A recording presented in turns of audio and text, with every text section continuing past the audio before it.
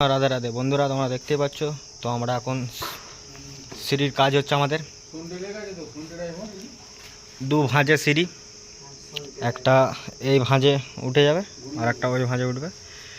ওই ঘরটা যাওয়ার জন্য, ছাদে যাওয়ার জন্য সিঁড়ি হচ্ছে।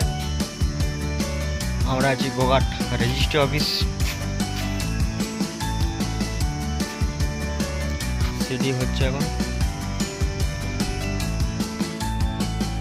বন্ধুরা, তো আমাদের সিঁড়ির কাজ কমপ্লিট হয়ে গেছে।